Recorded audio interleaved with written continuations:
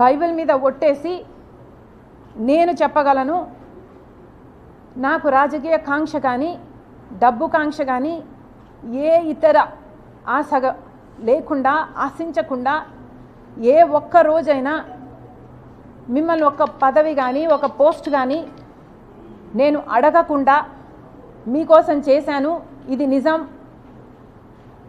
అని నేను బైబిల్ మీద ప్రమాణం చేయగలను.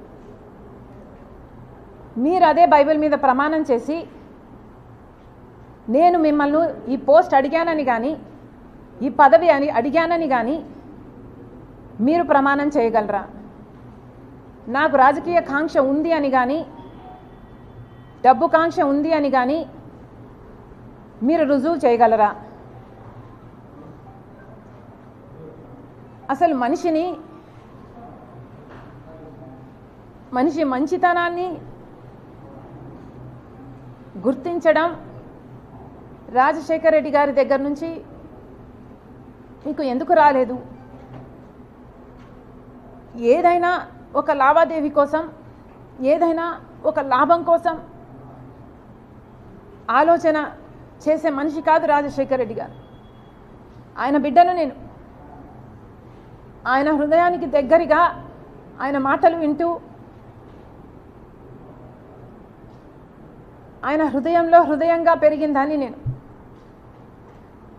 ఆయన ఆశయాల కోసం ఆయన ఏ రకంగా అయితే త్యాగం చేసే మనసు ఆయనకుందో ఆ రకంగానే నేను కూడా ఆలోచన చేయాలి, ఆ రకంగానే మీకు నేను సహాయపడాలి, అంత నిస్వార్థంగా మీకోసం నేను త్యాగం చేశాను, మీకోసం నేను నిలబడడం జరిగింది. ఎంత బహిరంగంగా రాజకీయ కాంక్ష వల్ల నెపోటిజం అంటున్నారే,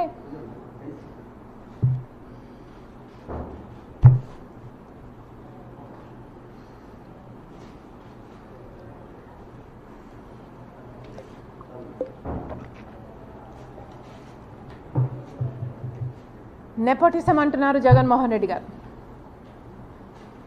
రాజశేఖర రెడ్డి గారి రాజకీయాలలో ఉంటే వివేకానంద రెడ్డి గారు కూడా ఆయన పక్క రాజకీయాలలో ఉన్నాడు. రాజారెడ్డి గారు కూడా రాజకీయాలలో ఉన్నాడు. రాజారెడ్డి గారి భార్య మా జయమ్మ కూడా రాజకీయాలలో ఉంది. సౌభాగ్యమ్మ కూడా రాజకీయాలలో ఉంది. అందరూ ఒక్కొక్క పదవి వాళ్ళ వాళ్ళ టైంలలో చేసిన వాళ్ళు వాళ్ళంతా ఒకే జనరేషన్కు చెందిన వాళ్ళు. మరి ఆ టైంలో నెపోటిజం ఉన్నిందా? జగన్మోహన్ రెడ్డి గారు నెపోటిజం గురించి మాట్లాడుతున్నారు. మరి మీరు ముఖ్యమంత్రిగా ఉండి కూడా మీ పార్టీ మీరు పెట్టి కూడా ఇంకా ఎవరు బంధువులు ఉండకూడదు అని మీరు చెప్తున్న ఈ లాజిక్లో రవీంద్రనాథ్ రెడ్డి గారు లేరా? మీ బంధువు కాదా? మీ మేనమామ. సుబ్బారెడ్డి గారు సొంత చిన్నాన్న. అమ్మ మొన్నటి వరకు అధ్యక్షురాలు. అవినాష్ రెడ్డి ఒకటే జనరేషన్లో మీ భార్యకు బంధువు.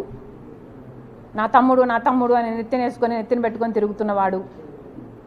మరి వీళ్ళందరూ మీ పక్కన మీ బంధువులుగా ఉంటే అది నెపోటిజం కాదు. ఈరోజు మీ చెల్లెలు మాత్రమే మీ పక్కన ఉంటే అది నెపోటిజం కిందికి వస్తుంది. మీ మాటలు మీరు ఎంత ఇన్సెక్యూర్గా ఉన్నారో చెప్తున్నాయి. మీకు అర్థమయ్యే మాట్లాడుతున్నారా? మీ మాటలే మీ క్యారెక్టర్ని కాంట్రడిక్ట్ చేస్తున్నాయి. మీకు మీ చెల్లెలంటే ఇన్సెక్యూరిటీ అన్న విషయము మీ మాటలే బయట పెడుతున్నాయి. ఒకసారి ఆలోచన చేసి మాట్లాడండి ఇంటర్వ్యూలలో మాట్లాడినప్పుడు అని జగన్మోహన్ రెడ్డి గారికి చెప్తున్నాం. డబ్బు ఆశ ఉందని నేనేదో కరప్షన్ మిమ్మల్ని చేయమని అడిగానని, దేవుడు మీకు పదవినిచ్చింది బంధువులకు మేలు చేయడానికి కాదు కాబట్టి నేను ఎంకరేజ్ చేయలేదు అన్నట్టు మీరు మాట్లాడడం జరిగింది. అంటే నేనేదో మిమ్మల్ని ముఖ్యమంత్రి హోదాలో నేనేదో మిమ్మల్ని పని అడిగినట్టు, మీరు ఆ పని చేయలేను అని మీరు నాకు చెప్పినట్టు, బంధువులకు మేలు చేయడానికి కాదు నేను ముఖ్యమంత్రిని అయ్యింది అంటే దాని ఇంప్లికేషను నేనేదో ఫేవర్ అడిగినట్టుగా జగన్మోహన్ రెడ్డి గారు మాట్లాడడం జరిగింది. ఏ రోజు రాజశేఖర రెడ్డి బిడ్డ ప్రమాణం చేసి చెప్తుంది పైసా సహాయం పైసా పని చేసి పెట్టు అని అడిగిన పాపాన ఈ 5 సంవత్సరాలలో పోలేదు. నేను రాజశేఖర రెడ్డి బిడ్డను. ఇదే రాజశేఖర రెడ్డి బిడ్డ నాన్న ముఖ్యమంత్రిగా ఉన్నప్పుడు, రాజశేఖర రెడ్డి గారు ముఖ్యమంత్రిగా ఉన్నప్పుడు కూడా పదవిని చూసిన దాన్ని. నాకే కనుక డబ్బు ఆశ ఉండుంటే ఆ రోజుల్లోనే ఎంతో కలిగి ఉండేదాన్ని. ఆ రోజైనా ఈ రోజైనా నేనైనా నా భర్త అయినా ఒక సహాయం, ఈ రోజు వరకు పైసా సహాయం చేశాడు జగన్మోహన్ రెడ్డి, పైసా సహాయం మేము అడిగాము జగన్మోహన్ రెడ్డిని అని నిరూపణ చేయగలరా? ఎందుకండి ఇలా మాట్లాడతారు? అసలు మీరు జగన్మోహన్ రెడ్డి గారు రాజశేఖర రెడ్డి గారి కొడుకు అన్న విషయాన్ని ఎందుకు మర్చిపోతున్నారు? మీరు మర్చిపోయి వ్యవహరిస్తున్నారు, కానీ చూసే ప్రజలకు తెలుసండి మీరు రాజశేఖర రెడ్డి గారు కొడుకు అని. మరి రాజశేఖర రెడ్డి గారి కొడుకుగా మీరు వ్యవహరించకపోతే మీరు ఎంత హ్యూజ్ డిసప్పాయింట్మెంట్ అవుతారో మీరు ఒకసారి ఆలోచన చేసుకోండి.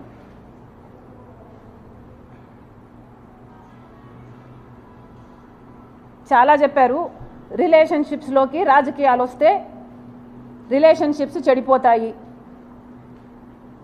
జగన్మోహన్ రెడ్డి గారు చాలా లిమిటెడ్గా ఆలోచన చేస్తున్నట్టున్నారు. ఈ ప్రపంచంలో రాజకీయ డిఫరెన్సెస్ ఉన్న వాళ్ళు ఎంతోమంది ఒక కుటుంబంలోనే ఉంటున్నారు.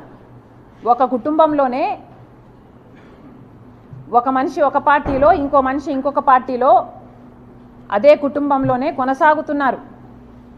ఇది మీకు తెలియదేమో, చుట్టుపక్కల అడిగి తెలుసుకోండి ఎంతమంది ఎన్ని కుటుంబాలు వేరే వేరే పార్టీలలో ఉన్నాయి.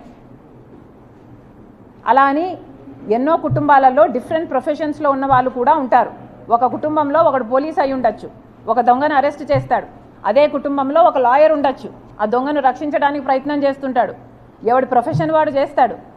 అలాగే రాజకీయాలు కూడా ఒక కుటుంబము ఒకే రాజకీయ పార్టీలో ఎక్కడ మొత్తం ప్రపంచంలో ఇదే ఉంది అనుకుంటే జగన్ రెడ్డి గారి అవివేకం.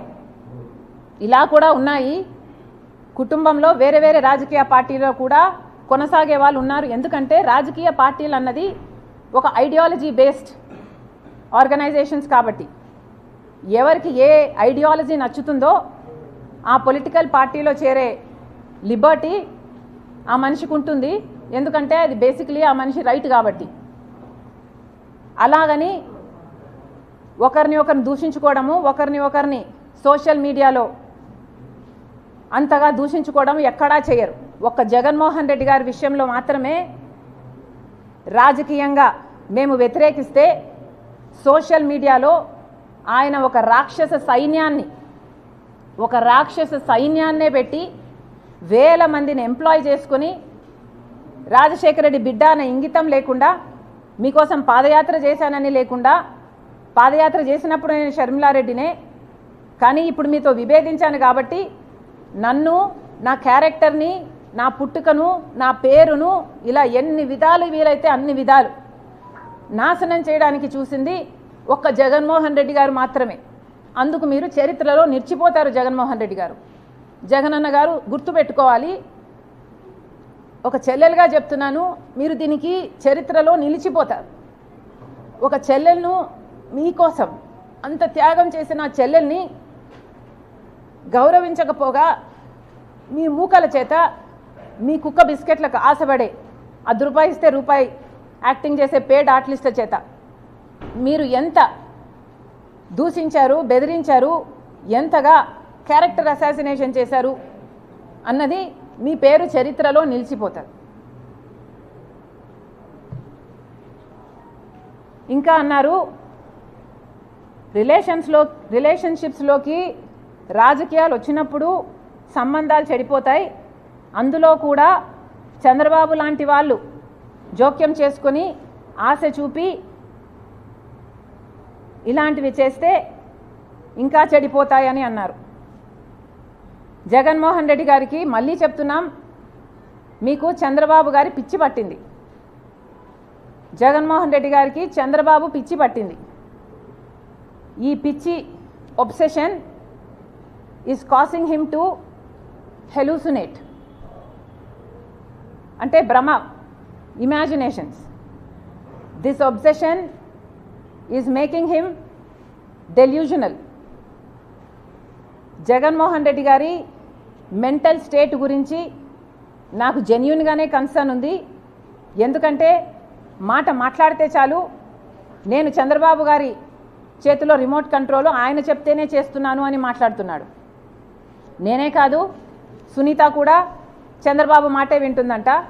పక్క రాష్ట్ర ముఖ్యమంత్రి ఈయనలాగే ఒక ముఖ్యమంత్రి అండి. అంటే ఈయన కూడా ఇంకొకరి చేతిలో కీలుబొమ్మ, ఒక రిమోట్ కంట్రోలా?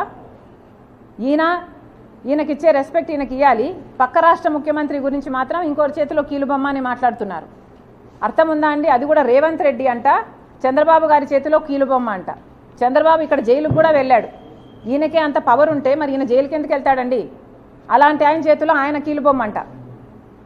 సో చంద్రబాబు గారి చేతిలో నేను కీలుబొమ్మ, చంద్రబాబు గారి చేతిలో సునీత కీలుబొమ్మ, చంద్రబాబు గారి చేతిలో రేవంత్ కీలుబొమ్మ, చంద్రబాబు గారి చేతిలో మోడీ కూడా కీలుబొమ్మే చంద్రబాబుతో పొత్తు పెట్టుకున్నందుకు. ఇలా చంద్రబాబు గారిని అంత పిచ్చిగా, అంత పెద్ద భూతంగా జగన్మోహన్ రెడ్డి గారికి కనిపిస్తున్నాడు అంటే నిజంగానే జగన్మోహన్ రెడ్డి గారు చంద్రబాబు ఒబ్సెషన్తో డిల్యూషనల్ అవుతున్నారు. ఆయన మెంటల్ కండిషన్ను ఒకసారి చెక్ చేయించుకోవాలని కోరుతున్నాం. ఇంతేకాదు జగన్మోహన్ రెడ్డి గారు మళ్ళీ గోబల్స్ ప్రచారం చేస్తున్నారు. పదే పదే కాంగ్రెస్ పార్టీ రాజశేఖర రెడ్డి గారి పేరును సిబిఐలో చేర్చింది, సిబిఐ ఛార్జ్ షీట్లో చేర్చింది కాంగ్రెస్ పార్టీ అని మళ్ళీ ఆరోపించారు ఆ ఇంటర్వ్యూలో. జగన్మోహన్ రెడ్డి గారికి మళ్ళీ చెప్తున్నాం, అది చెప్పకముందు ఇంకొక విషయం కూడా గుర్తు చేస్తున్నాం. మీ గోబల్స్ ప్రచారానికి మీకు ఏమాత్రం విలువలు ఉన్నాయో అని, విలువలు విశ్వసనీయత చాలా ఉన్నాయని మీరు చెప్పుకుంటారు కదా, అసలు మీకు ఏ విలువలు ఉన్నాయో ఈ ప్రశ్నలకు సమాధానం చెప్పండి. రాజశేఖర రెడ్డి గారు చనిపోతే రిలయన్స్ హస్తం ఉంది ఆ చాపర్ క్రాష్లో అని చెప్పినవాడు జగన్మోహన్ రెడ్డి గారు కాదా? ఈయన మాట చెప్తే రిలయన్స్ సంస్థలని ఎంతమంది ధ్వంసం చేయడం నిజం కాదా? వాళ్ళ మీద ఈ రోజుల వరకు కూడా కేసులున్నాయి. కానీ అదే రిలయన్స్ వాళ్లకు జగన్మోహన్ రెడ్డి గారు ముఖ్యమంత్రి అయిన తర్వాత రాజ్యసభ మెంబర్షిప్ కూడా ఇచ్చారు. మరి జగన్మోహన్ రెడ్డి గారికి ఏ విలువలు ఉన్నట్టు?